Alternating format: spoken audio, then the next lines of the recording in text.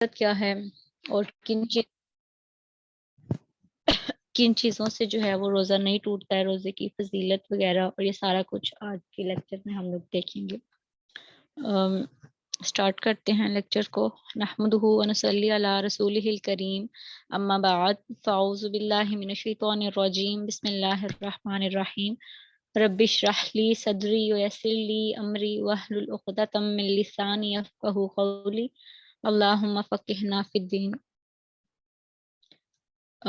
سب سے پہلے ہے کہ روزہ جو ہے وہ کیا چیز ہے، اور اس سے پہلے میں آپ کو بک کا حوالہ دینا چاہتی ہوں جس سے ہم لوگ پڑھ رہے ہیں۔ آپ اسے PDF میں بھی ڈاؤن لوڈ کر سکتے ہیں، اور اگر آپ لوگوں کو خود سے کوئی مسائل ہوتے ہیں وہ سمجھنے کے لیے آسان زبان میں اور آسان فہم طریقے سے آپ استاذہ نگہت ہاشمی کی کتاب جو ہے وہ جنت کا راستہ، جو اسلامی طرز زندگی جس میں سارا جو ہے وہ بیان کیا گیا ہے، آپ اسے خرید بھی سکتے ہیں۔ اور قرآن کی جو ہے وہ چیدہ جو احکامات ہیں جو ضروری ہیں روزمرہ روٹین کے لیے، وہ سارے اس میں جو ہیں وہ یکجا کیے گئے ہیں۔ تو اس میں سے ہی ہم یہ کورس کر رہے ہیں، اور پہلا اس کا ٹاپک ہے کہ روزہ کیا ہے، جس میں استاذہ جی جو ہیں وہ فتح الباری جو شرح مسلم کا باب ہے وہاں سے حدیث کا ترجمہ جو ہے وہ کرتی ہیں کہ مخصوص دنوں میں مخصوص شرائط کے ساتھ مخصوص چیزوں یعنی کھانے پینے، فسق و فجور کے ارتکاب اور دن میں جمع کرنے سے رک جانا، یہ روزہ ہے۔ یعنی مخصوص دن گنتی کا ایام جو ہوتے ہیں 30، اور ان میں کھانا بھی نہیں اور گالی گلوچ کرنے سے، اور جو میاں بیوی کا جو تعلق ہوتا ہے وہ دن کے ٹائم جو ہے اس سے کرنے سے رک جانے کا نام جو ہے وہ روزہ ہے، ٹھیک ہے۔ اور سیکنڈ اس میں ہے کہ روزہ جو ہے وہ فرض ہے یا نہیں۔ روزہ جو ہے وہ ڈیفینیٹلی فرائض عبادات میں سے ہے، اور اس کا جو رکھنا ہے وہ ہر عاقل بالغ اور مسلمان پر فرض ہے۔ بالغ یعنی جو میچور ہو، اور عاقل سے مراد ہے کہ اس کا عقل مند ہونا ضروری ہے، یعنی مجنون وغیرہ کے اوپر جو ہے وہ فرائض لاگو نہیں ہوتے ہیں۔ جو آدمی جو انسان اپنی سینسز میں نہ ہو اس کے اوپر جو ہے وہ فرائض لاگو نہیں ہوتے۔ اور اللہ کریم نے جو ہے وہ اس کی روزوں کی جو فرضیت ہے اس کے اندر سہولت پیدا کی ہے، یعنی ہے تو یہ فرض لیکن جیسے نماز کی طرح اس کے اندر کچھ سہولتیں دی گئی ہیں۔ نماز کو بھی اگر آپ ایک وقت میں اپنے اس کے مقررہ اوقات نہیں پڑھ سکتے تو اس کو آپ نے جو ہے قضا کے ساتھ کس طریقے سے پڑھنا ہے، اور باقی فرائض بھی جو آتے ہیں جیسے حج کے لیے بھی یہ شرط ہے کہ آپ کے پاس اتنا مال ہونا ضروری ہے کہ آپ حج کر سکیں۔ تو اسی طریقے سے روزے کی فرضیت میں بھی اللہ تعالیٰ نے جو ہے وہ آسانیاں دی ہیں کہ کن کن شرائط میں جو ہے وہ آپ روزہ اگر نہیں رکھ سکتے تو اس کو آپ بعد میں کس طریقے سے پورا کرنا ہے۔ رمضان کے جو روزے رکھنا ہے وہ 5 بنیادی اراکین میں سے ہے، لیکن مریض اور مسافر کو روزہ نہ رکھنے کی اجازت دی گئی ہے، لیکن یہ شرط عائد کی گئی ہے کہ وہ بعد میں اس کی قضا کریں۔ مسافر یعنی اس طریقے سے نہیں کہ آپ ڈیلی جو ہے وہ جاب پہ جاتے ہیں اور آپ نے واپس آنا ہے تو آپ مسافر ہیں، یہ آپ کی ذمہ داریوں میں سے ایک ہے۔ لیکن اگر آپ کو اس کے علاوہ کہیں جانا ہے، بالفرض ایک دن کے لیے بھی جانا ہے یا زیادہ دن کے لیے بھی جانا ہے، اور آپ کسی خاص مقصد کے لیے وہ سفر کر رہے ہیں تو اس میں یہ ہے کہ پھر آپ روزہ نہیں رکھ سکتے، اور مریض کو بھی اس کی جو ہے وہ سہولت دی گئی ہے۔ اس کے علاوہ حاملہ اور دودھ پلانے والی جو عورتیں ہیں ان کو اگر نقصان کا اندیشہ ہو اپنی اور بیبی کی ہیلتھ کا تو پھر وہ ہے ایک مسکین کو کھانا بھی کھلائیں گی۔ جیسے جو بوڑھے لوگ ہیں ان کا یہی ہے کہ وہ اگر روزہ نہیں رکھ سکتے، لائک 55 پلس اگر وہ ہو جائیں تو وہ صرف ایک مسکین کو ایک روزے کے بدلے کھانا کھلائیں گے۔ لیکن اگر آپ ینگ ایج میں ہیں اور آپ پریگننٹ ہیں اور یا بیمار ہیں یا آپ جو ہیں وہ بیماری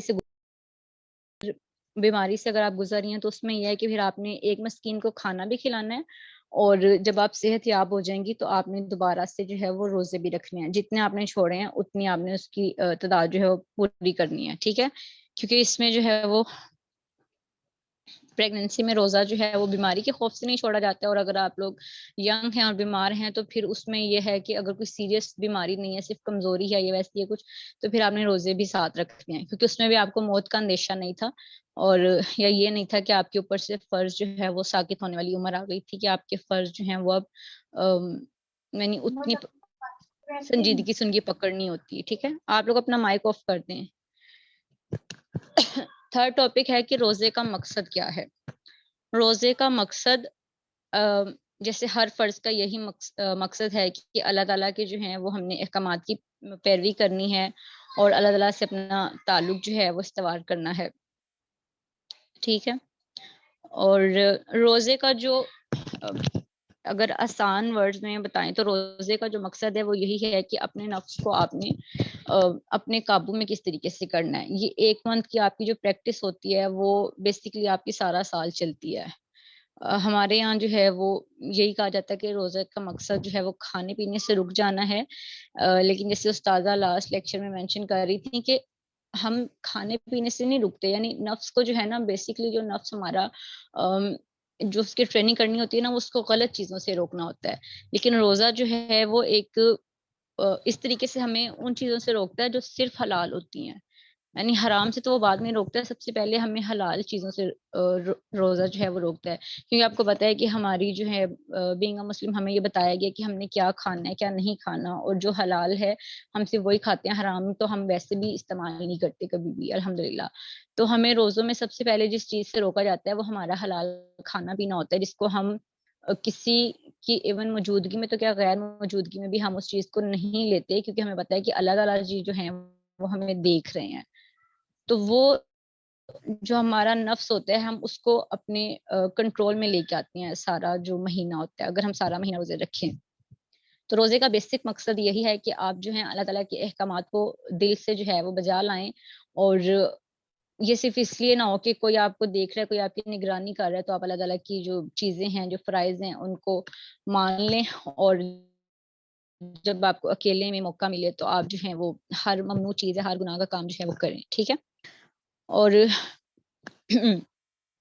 اگر اس کے فوائد دیکھیں تو اس میں یہ ہے کہ انسان جو ہے وہ اندر سے پاکیزگی فیل کرتا ہے اور روحانیت کے زیادہ قریب ہوتا ہے. ٹھیک ہے، اور جیسے ایک استاذہ نے مینشن کیا کہ حدیث ہے جس کو ضعیف سمجھا جاتا تھا لیکن اس کے اوپر کام کیا گیا ہے، تو اس حدیث کو جو ہے وہ جانچا گیا ہے کہ یہ صحیح لیول کی حدیث ہے، یعنی یہ قابل عمل ہے. کہ ہمارے یہاں یہ ہوتا ہے کہ جب کوئی بیمار ہوتا ہے تو سب سے پہلے اس سے کہا جاتا ہے کہ آپ نے روزے نہیں رکھنے، آپ روزے چھوڑ دیں، کیونکہ آپ میں جو ہے وہ اتنی انرجی نہیں ہے کہ آپ روزے رکھیں.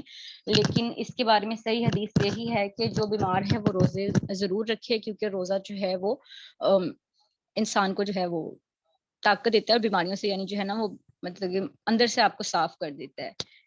اللہ یہ کہ آپ کو روزہ رکھ کے جو ہے وہ موت کا اندیشہ نہ ہو، تو اس کے علاوہ کوئی ایسی بیماری نہیں ہے جس میں آپ جو ہے وہ روزہ اسکپ کر دیں. ٹھیک ہے، چوتھا ہمارے پاس ٹاپک ہے کہ روزے کی حقیقت کیا ہے.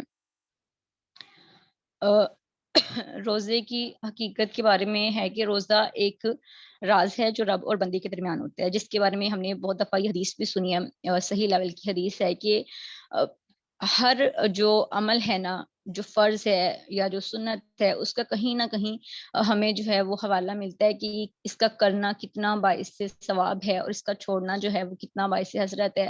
لیکن روزہ ایک ایسی فرض عبادت ہے جس کے بارے میں اللہ تعالیٰ نے 2 ٹوک کہا ہے کہ روزہ میرے لیے ہے اور میں ہی اس کا اجر دوں گا. یعنی کوئی دوسرا بندہ جو ہے وہ اس کے بارے میں سوچ نہیں سکتا کہ آپ نے اگر روزہ رکھا ہے تو آپ کو کس لیول کا جو ہے وہ اجر ملے گا. نبی کریم صلی اللہ علیہ وسلم نے فرمایا، اللہ تعالیٰ فرماتا ہے کہ ابن آدم کا ہر عمل اس کا ہے سوا روزے کے، کہ یہ میرا ہے اور میں خود اس کا بدلہ دوں گا، اور روزے دار کے منہ کی خوشبو اللہ تعالیٰ کے نزدیک مشک کی خوشبو سے بھی بڑھ کر ہے. ٹھیک ہے، آگے ہے روزے کی فضیلت، یعنی اس کے کیا جو ہیں وہ بینیفٹس ہیں روزہ رکھنے کے، اور دنیاوی بھی اور آخرت کے لیے بھی کیا کیا فوائد ہیں. پہلا، اور یہ سارے جو ہیں وہ حدیث سے لیے گئے ہیں. ٹھیک ہے، آگے میں آپ کو حدیث کی جو کتاب ہے اس کا حوالہ نمبر تو نہیں دوں گی، لیکن صرف حدیث کی کتاب بتاتی جاؤں گی ساتھ ساتھ. پہلا ہے کہ روزے دار کے تمام گناہ معاف ہو جاتے ہیں، یہ بخاری اور مسلم میں اس حدیث کو لایا گیا ہے. اس کے بعد ہے کہ دوسرا، روزے کا ثواب اللہ تعالیٰ نے اپنے ذمہ لیا ہے، اس سے بھی بخاری اور مسلم نے روایت کیا ہے. اور اس کے بعد ہے کہ روزے کے برابر کوئی چیز نہیں، یہ صحیح الترغیب سے اس کو لیا گیا حدیث کو، اور اسے میں مفہوم بتا رہی ہوں وہاں پہ. روزے دار کے لیے جنت کا وعدہ ہے، اس سے بھی بخاری اور مسلم نے روایت کیا ہے. پانچواں اس کی فضیلت ہے کہ روزے دار شہداء کے ساتھ ہوں گے، اسے بھی صحیح الترغیب سے لیا گیا ہے. چھٹا اس کا جو ہے وہ فائدہ یہ ہے کہ یا جو اجر ہے، باعث اجر جو اس کا ہے کہ روزے دار کے ہر عمل کا اجر 700 گنا تک بڑھا دیا جاتا ہے. اس کو مسلم نے روایت کیا ہے. اس کے علاوہ بخاری کی حدیث ہے کہ جنت کا دروازہ ریان جو ہے وہ صرف روزے داروں کے لیے ہے، یعنی اس سے صرف روزے دار گزریں گے.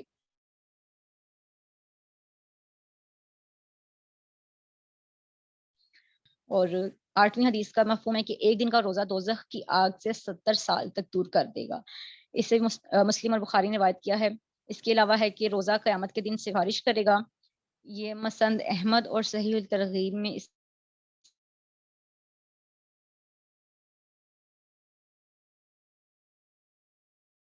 کا بیان ہے.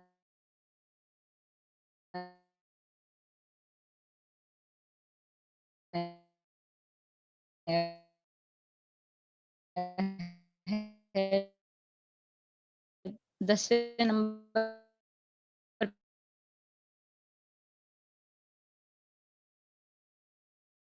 سے تھوڑا پہلے کا ٹائم ہوتا ہے، اس کو باتوں میں ویسٹ کرنے کی بجائے جو ہمارے یہاں نیو ٹرینڈ سیٹ ہو رہی ہیں، اس وقت آپ نے کوشش کرنی ہے کہ آپ بالکل خاموشی سے دل میں دعا کریں اللہ تعالیٰ سے، کیونکہ وہ وقت ایسا ہوتا ہے جب اللہ تعالیٰ اور بندے کے درمیان کوئی فاصلہ نہیں ہوتا.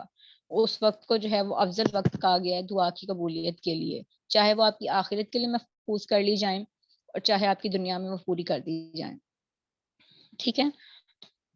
روزے کی حکمتیں ہیں کہ روزے کی کیا جو ہے وہ حکمتیں ہیں، یعنی اس سے اس کی جو ترغیب پیدا کرنے کا مقصد کیا ہے. اگین تو اس میں یہی ہے کہ روزوں کا سب سے بڑا فائدہ تقوی حاصل کرنا ہے، یعنی اللہ تعالیٰ سے ڈر جانے کا نام ہے. تقوی بیسیکلی کہتے ہیں کہ اللہ تعالیٰ کے خوف کی وجہ سے کسی چیز سے رک جانا.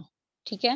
اور اس میں دیکھیں کہ جب ہم اکیلے بھی ہیں لیکن ہم خود کو روک کے رکھتے ہیں کھانے پینے سے، گالی گلوچ سے، حرام دیکھنے سے، حرام سننے سے، اس کا مطلب ہے کہ مومن کے دل میں اللہ تعالیٰ کا جو خوف ہے نا وہ ہما وقت ہوتا ہے، ہر وقت موجود ہوتا ہے، لیکن اس کو ہم لوگ پرکھتے نہیں ہیں. مطلب ہم لوگ دائیں بائیں نکل جاتے ہیں سارا سال، لیکن روزہ جو رمضان ہے وہ 30 دن کا جو ہوتا ہے اس میں ہماری ایک کیفیت جو ہے نا وہ بن جاتی ہے، یا اللہ تعالیٰ بنا دیتے ہیں. تو اس میں جو رمضان کے مہینے میں یہ بیسیکلی اسی لیے آتا ہے کہ آپ سارا سال کے لیے خود کو اس سے ایک مہینے میں ٹرین کریں. جو ہمارے صحابہ تھے، جو ہمارے تبع تابعین تھے، ان کے بارے میں آتا ہے کہ ہمارے جو اسلاف تھے وہ اس طریقے سے گزارتے تھے کہ آدھا سال جو ہے وہ روزوں کے لیے، یعنی جو گزر جاتے تھے ان کی قبولیت کی دعا کرتے تھے کہ وہ ہمارے روزے جو ہیں وہ اللہ تعالیٰ کے ہاں قبولیت پائیں، اور ہمارے جو اعمال ہیں ان کو اللہ تعالیٰ معاف کر دیں جو برے ہیں، اور اچھے اعمال قبول کریں. اور باقی کے جو 5 ماہ ہوتے تھے ان میں وہ اپنے آپ کے لیے دعائیں کرتے تھے کہ ہمیں دوسرا جو رمضان ہے وہ دیکھنا نصیب ہو، اور اس کے لیے خود کو ٹریننگ دیتے تھے کہ ہمیں یہ کام کرنے ہیں اور ان سے رک جانا ہے. یعنی سارا سال ان کا 1 مہینے کے انتظار میں گزرتا تھا، اور وہ 1 مہینے میں اپنی اتنی ٹریننگ کرتے تھے کہ سارا سال جو ہے وہ انہوں نے کس طریقے سے گزارنا ہے. یعنی دونوں چیزیں اس میں. ٹھیک ہے. روزے کی شرائط اگین کہ سب سے پہلے آپ کا مسلم ہونا ضروری ہے، اس کے بعد عقل. اس کو ابو داؤد نے روایت کیا ہے کہ آپ کا صاحب عقل ہونا ضروری ہے. یعنی اس میں یہ بھی آ جاتا ہے کہ چھوٹا بچہ بھی روزے نہیں رکھے گا جو کم عقل ہے، اور اس میں یہ بھی آ جاتا ہے کہ چاہے وہ بالغ ہے لیکن اگر وہ عقل سے پیدل ہے تو وہ روزہ نہیں رکھے گا. اور 3rd اس میں بلوغت ہے، اور 4th اس میں ہے کہ عورت کے لیے حیض اور نفاس سے پاک ہونا ضروری ہے. ٹھیک ہے. اور 8ویں نمبر پہ ہے کہ روزے کے کیا ارکان ہیں. پہلا جو رکن ہے، یعنی کن چیزوں کے ہونے سے جو ہے وہ آپ کا روزہ مکمل ہوتا ہے. پہلا رکن جو ہے وہ نیت ہے، اور طلوع فجر سے پہلے، یعنی ہمارے ہاں یہ جو کنسیپٹ ہے کہ ہاتھ میں ہم نے گلاس پکڑا ہوا ہے, اذان ہو گئی ہے, اور ہم فٹافٹ سے جو ہے وہ نیت کے جو الفاظ ہیں جو کہ کسی بھی حدیث سے ہمیں نہیں ملتے, وہ ہم کہتے ہیں ہم نے روزے کی نیت کر لی ہے. اور اگر ہم نے وہ اس ٹائم نہیں کیا, ہمیں جیسے یاد آتے ہیں ہم اسی ٹائم پہ جو ہے وہ روزے کی نیت کر لیتے ہیں. لیکن روزے کے بارے میں پہلا جو رکن ہے وہ یہی ہے کہ آپ نے طلوع فجر سے پہلے, یعنی رات کو سونے سے پہلے, آپ نے, بعض جو ٹیچرز ہیں وہ تو 2 ٹوک کہہ دیتی ہیں کہ جس نے رات کو سونے سے پہلے نیت نہیں کی کہ اس نے صبح روزہ رکھنا ہے, اس کا روزہ جو ہے وہ ناقص ہے. آپ نے رات کو نیت کر کے سونی ہے کہ آپ نے صبح اٹھ کے روزہ رکھنا ہے, ٹھیک ہے. اور نیت جو ہے وہ دل کا عمل ہے. اگر آپ نے نیت دل میں کر لی ہے تو یہ کافی ہے, بجائے اس کے کہ آپ جو خود ساختہ دعائیں ہیں وہ پڑھ کے, جو مسنون نہیں ہوتی وہ خود ساختہ ہوتی ہیں, وہ خود سے جو ہے وہ لکھی ہوئی ہوتی ہیں. اور دوسرا اس کا رکن ہے امساک, یعنی کھانے پینے سے رکے رہنا, اور مجامت سے یعنی میاں بیوی کا جو ریلیشن شپ ہوتا ہے اس سے جو ہے وہ رک جانا. اور تھرڈ اس کا رکن ہے کہ طلوع فجر سے غروب شمس تک, اس سے مراد پورا دن ہے, یعنی فجر سے لے کے آپ نے مغرب تک جو ہے وہ کچھ بھی نہیں کھانا پینا. نواں اس کا ٹاپک ہے کہ روزے کی سنتیں کیا ہیں. سحری کرنا پہلی سنت ہے, رات کے آخری حصے میں روزے کی نیت سے کھانا. اور اس دیکھیں ہمارے یہاں نا اس کا الٹ چلتا ہے, یعنی ہمارے یہاں یہ ہوتا ہے کہ ہم لوگ افطار کے بعد بھی کھاتے ہیں, پھر ہم تراویح سے فری ہو کے بھی کھاتے ہیں, پھر ہم لوگ مطلب کہ مڈ نائٹ میں بھی ہم کچھ نہ کچھ کھاتے ہیں کہ ابھی سحری میں تھوڑا ٹائم ہے, اور سحری کے ٹائم ہم لوگ بس تھوڑے بہت پہ اکتفا کرتے ہیں کہ اب ہمارے اندر کھانے کی جو ہے وہ نہیں ہے. لیکن ہمارے کچھ ایسے رشتہ دار بھی ہیں جو اس طریقے سے کرتے ہیں کہ وہ 2 بجے تک سارا کچھ کھا پی کے وہ سو جاتے ہیں, اور پھر وہ اگلے دن ظہر سے بعد اس طریقے سے اٹھتے ہیں اور اس طریقے سے وہ روزہ نبھاتے ہیں. افطار کے بارے میں کچھ بھی نہیں اس طرح کہا گیا کہ آپ نے افطار میں کیا کچھ کھانا ہے. سحری کے بارے میں بار بار کہا گیا کہ سحری کے کھانے میں برکت ہے, لیکن ہم سب سے زیادہ جو اپنا فوکس رکھتے ہیں وہ افطار پہ رکھتے ہیں, اور سب سے زیادہ ہم اوائڈ جو ہے وہ سحری کو کرتے ہیں. تو یہ سحری کھانا جو ہے وہ سنت بھی ہے, یہ تمام نبیوں کی سنت ہے, یہ نہیں کہ صرف یہ ہمارے یعنی جو نبی پاک صلی اللہ علیہ وسلم ہے ان کی سنت ہے, تمام نبیوں کی سنت ہے سحری کے وقت کا کھانا کھانا. اور اس کے کھانے میں برکت رکھی گئی ہے. جس نے آپ کے گھر میں نہیں بھی روزہ رکھنا اس کو بھی آپ جگائیں, چاہے اس کو اپنے ساتھ 1-2 نوالے کھلائیں, لیکن کوشش کریں کہ آپ سارے گھر والے بیٹھ کے جو ہیں وہ سحری کریں. لیکن ہمارے گھر میں بھی یہ ہوتا ہے, اگر ہم نے روزہ نہیں بھی رکھنا ہوتا تو ہم لوگ ضرور سارے ایک ساتھ جاگتے ہیں, اور اگر کسی کو کھانے کو کچھ دل نہیں ہے تو وہ سحری کے لیے جو مشروب بنے ہوتے ہیں اس میں سے تھوڑا سا پی لیتے ہیں. اس طریقے سے ساتھ بیٹھ کے جو ہے وہ برکت سے مٹی جاتی ہے. بچے ہیں اگر آپ کے گھر میں, بچوں کو آپ شروع سے عادت ڈالیں تاکہ جب وہ روزہ رکھنے کی عمر میں پہنچے تو ان کو پتا ہو کہ سحری کھانے میں جو ہے وہ کیا برکت ہے اور کیا حکمت ہے. سیکنڈ اس کا ہے سحری میں تاخیر کرنا, صبح صادق کے نمایاں ہو جانے تک. یعنی یہ نہیں کہ مسجد میں اعلان ہوا تو آپ کے ہاتھ میں جو کھانے کے لیے چیز ہے آپ اس کو جو ہے وہ وہیں پہ رکھ دیں کہ اذان ہو گئی ہے یا اعلان ہو گیا ہے. اس کے بارے میں جو ہے وہ باقاعدہ حدیث بھی آتی ہے کہ جو آپ کے ہاتھ میں پیالہ ہے کھانے کا اس کو آپ مکمل کریں. یہ نہیں ہے کہ مطلب اس سے یہ مطلب نہیں ہے کہ آپ ایک اور اٹھا لیں یا اذان ہوتی ہے آپ پانی کا گلاس بھرنے لگ جائیں, لیکن جو آپ کے ہاتھ میں ہے اس کو آپ نے ختم کرنا ہے. سحری میں جو ہے وہ تاخیر کرنے کا کہا گیا ہے, اور افطار میں جو ہے وہ جلدی کرنے کا کہا گیا ہے. اور لاسٹ ایئر مجھے یاد ہے ہمارے گھر میں یہی ہوتی تھی بحث, کیونکہ اس سے جو پچھلا رمضان گزرا تھا اس میں ہم لوگ کو استاد نے جو ہے وہ ٹرین کیا تھا, تو یہ جو پچھلا رمضان آیا تو اس میں میرے ساتھ یہی ہوتا تھا کہ میں افطار میں بہت جلدی کرتی تھی. تو میرے ابا مجھے کہتے تھے کہ تم نے سارا دن انتظار کیا, تم اس وقت انتظار کیوں نہیں کر سکتی, 2 منٹ رک جاؤ جب تک اذان ٹی وی پہ نہیں ہو رہی. تو میں ان کو یہ پھر حدیث آگے سے بتاتی تھی کہ دیکھیں نبی پاک صلی اللہ علیہ وسلم نے کہا ہے کہ افطار میں جلدی کرو, اگر کسی ایک طرف سے بھی میرے کان میں آواز آ رہی ہے کہ ٹائم جو ہے وہ حد انتہا ہو گئی ہے تو آپ روزہ افطار کریں. اور شروع کے دن میں ہماری یہ بحث رہی تھوڑی بہت, لیکن اینڈ میں جو ہے وہ سب کنونس ہو گئے تھے اور سب میرے ساتھ جو ہے وہ جلدی یعنی جلدی والی نیت سے افطار کرنے لگ گئے تھے کہ اس کا بھی ثواب ہے اور اس کا حکم ہے. تو جس طریقے سے سنت ہو اس طریقے سے لینی چاہیے, بشرطیکہ کا وہ ویلڈ ہو. چوتھا ہے کھجور یا پانی سے روزہ افطار کرنا, یعنی اس میں وہ جو ہم نمک سے کرتے ہیں نا, وہ اس میں سے آپ کو سمجھ لینا چاہیے کہ نمک سے کرنے کی کوئی اس میں حدیث نہیں ہمیں ملتی. وہ آپ کر رہے ہیں تو آپ کی اپنی مرضی ہے, یا آپ کو اگر بی پی وغیرہ لو ہے تو آپ نمک سے روزہ کھول سکتے ہیں, لیکن حدیث میں ہمیں صرف کھجور یا پانی سے روزہ افطار کرنے کا حکم ملتا ہے. یعنی یہ نبی پاک صلی اللہ علیہ وسلم اس طریقے سے کرتے تھے. باقی آپ جو چاہیں وہ کھا سکتے ہیں, اس میں کوئی پابندی نہیں ہے, لیکن افضل یہی ہے کہ آپ اگر ایک فرض پورا کر رہے ہیں تو اس میں آپ سنتیں بھی جو ہیں وہ زیادہ سے زیادہ ایڈ کریں, جس طریقے سے نبی پاک صلی اللہ علیہ وسلم فرض کو پورا کرتے تھے. اب 5ویں نمبر پہ جو ہے وہ افطار کرتے ہوئے دعا مانگنا ہے, جو موسٹلی اور انفارچونیٹلی ہماری سب کی ہی غلط رہی ہے. ایون لاسٹ 2 ایئرس تک میری بھی غلط تھی. تو اس میں یہ ابو داؤد سے روایت کردہ دعا ہے, جس کو میں گروپ میں بھیج دوں گی, اور آپ لوگوں نے اس کو 3 سے 4 دن میں یاد کرنا ہے. رسول اللہ پاک صلی اللہ علیہ وسلم جب افطار کرتے تو یہ دعا پڑھتے, ذهب الظمأ وابتلت العروق وثبت الاجر انشاءاللہ.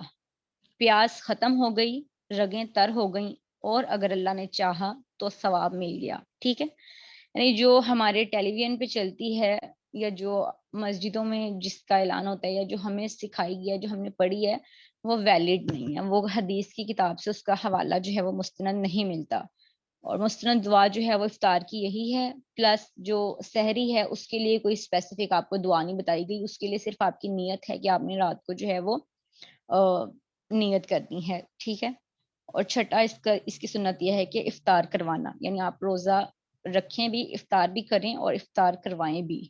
اور افطار سے قطن یہ مراد نہیں ہے کہ آپ نے پورا ٹیبل بھرنا ہے, صبح سے آپ نے لگے رہنا ہے, اور رات میں جو ہے وہ آپ نے ایک 10 سے 12 ڈشز ان کے سامنے رکھ دینی ہے, اور خود بھی آپ جو ہے پراپرلی مینٹین ہو.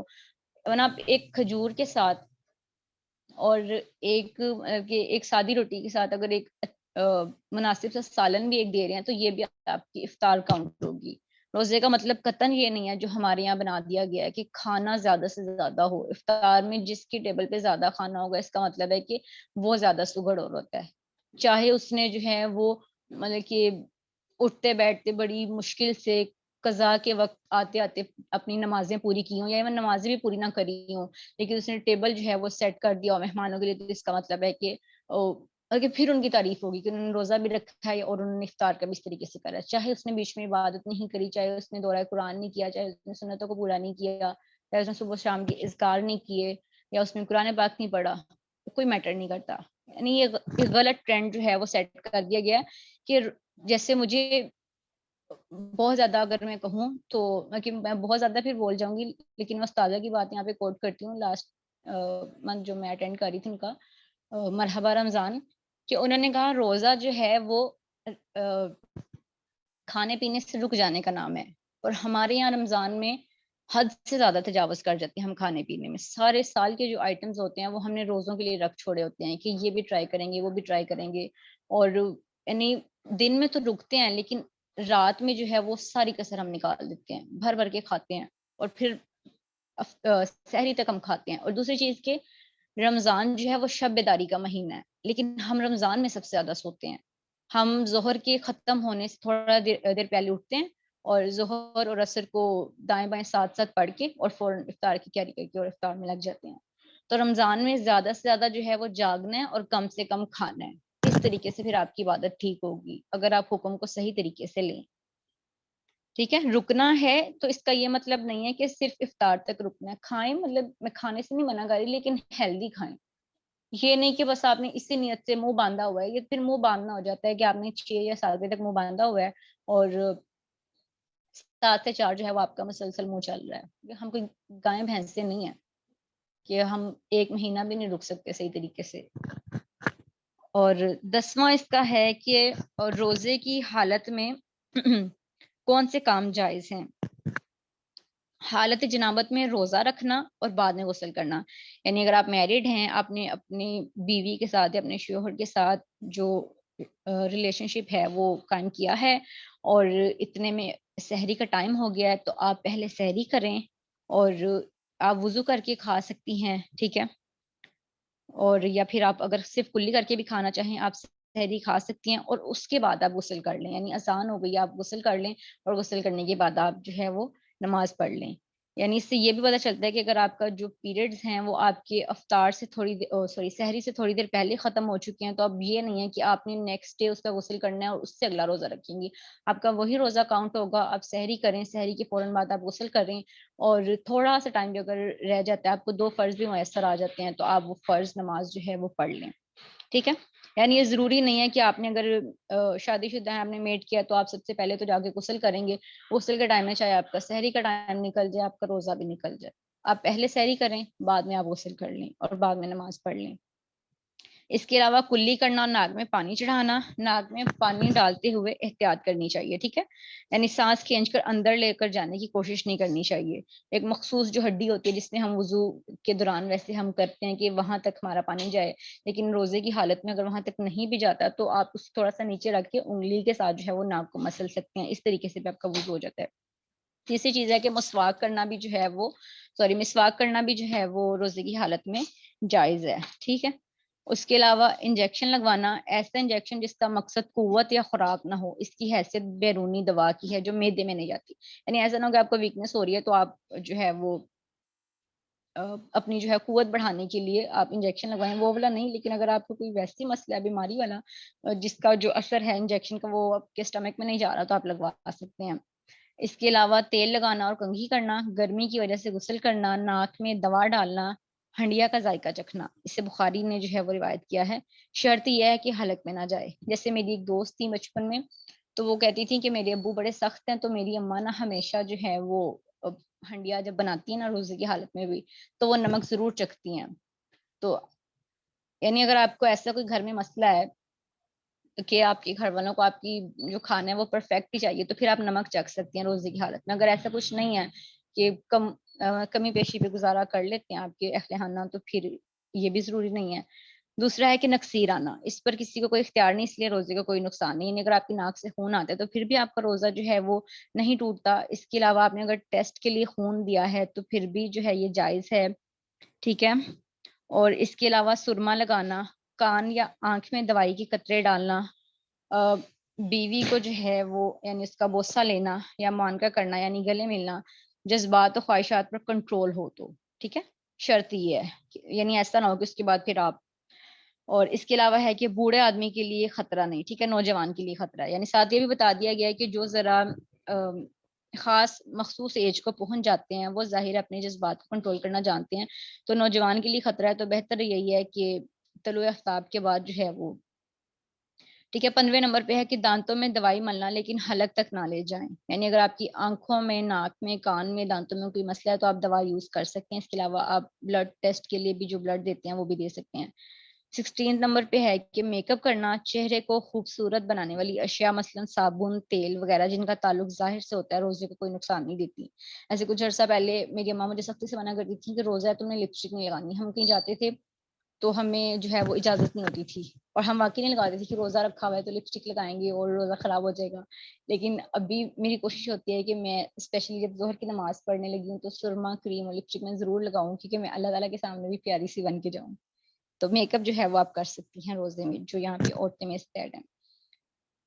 17ویں نمبر پہ ہے ٹھنڈے پانی میں نہانا اور غوطے لگانا, ٹھیک ہے, یہ بھی جائز ہے. کھانا چبا کر کسی بچے کے منہ میں ڈالنا, یعنی اگر آپ مدر ہیں اور آپ کے بچے کو جو ہے وہ غذا آپ اس طریقے سے کھلاتی ہیں کہ وہ نرم کر کے کھلائی جائے تو اس حالت میں جو ہے وہ یہ جائز ہو جاتا ہے. اس کے علاوہ خوشبو لگانا, بشرطیکہ کا یہ کہ یہ میں مردوں کو کہہ رہی ہوں, عورتوں کو نہیں کہہ رہی. عورتیں صرف گھر کے اندر خوشبو لگائیں.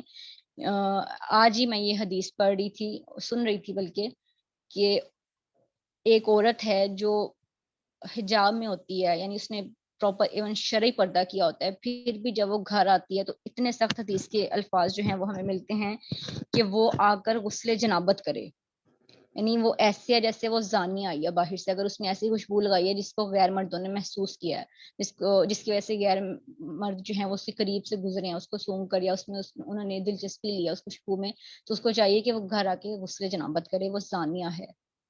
اتنے سخت یعنی الفاظ ہیں. اس طریقے سے نہیں کہ وہ بد کردار ہو گئی ہے, لیکن اس طریقے سے کہ اس نے اپنی خوشبو سے دوسروں کو اٹریکٹ کیا ہے. تو صرف آپ گھر کے اندر خوشبو لگائیں, اگر آپ کے گھر میں جو ہے وہ صرف اپنے محرم ہے, گھر سے باہر جانا ہے تو پھر عورتیں نہ لگائیں, یہ صرف مردوں کے لیے ہے. اس کے علاوہ ہے تھوک نکلنا, اور اس کے علاوہ ہے بلا اختیار مکھی وغیرہ کا اندر چلے جانا, دانتوں سے خون نکلنا, بچے کو دودھ پلانا. ان سارے امور سے آپ کا روزہ جو ہے وہ جائز رہتا ہے, مکروہ نہیں ہوتا. آگے ہے کہ روزے میں مکروہ امور کون سے ہیں. کلی کرنا اور ناک میں پانی ڈالنے میں مبالغہ کرنا, یعنی کلی کرتے ہوئے پانی کم رکھنا, یا ناک میں پانی کم ڈالنا, یا زیادہ ڈالنا، اس طریقے سے کہ آپ جو ہیں وہ پانی کا ٹیسٹ اپنے حلق تک لے جائیں یا ناک کے ذریعے سے حلق میں لے جائیں، ٹھیک ہے، کیونکہ اللہ تعالیٰ کو پتہ ہے، باقی کسی کو نہیں پتا کہ آپ اپنے وضو کے ساتھ کیا کر رہے ہیں، لیکن اللہ تعالیٰ جی دیکھ رہے ہیں کہ آپ کمی کر رہے ہیں، زیادتی کر رہے ہیں۔ اس کے علاوہ ہے بوسہ دینا، ٹھیک ہے، یعنی اس طریقے سے دینا کہ آپ کی جو ڈیزائر ہیں وہ آپ کے کنٹرول میں نہ رہیں، اور اس کے علاوہ ہے بیوی کی طرف شہوت سے دیکھتے رہنا، لائک آپ ویٹ کر رہے ہیں کہ کب جو ہے وہ ٹائم ختم اور کب، صحیح ہے، یعنی اللہ تعالیٰ نے آپ کو بتا دیا نا کہ یہ حد ہے، تو اس حد تک پھر جو ہے وہ اپنے خیالات کو بھی پاکیزہ رکھیں، اور یا پھر عورت کے جسم سے جو ہے وہ اپنا جسم ٹچ کرنا، اسی طریقے سے کوئی چیز منہ میں ڈال کر چبانا یا ہنڈیا سے کھانے کو چکھنا، یہ سارے چیزیں جو ہیں وہ مکروہ ہیں۔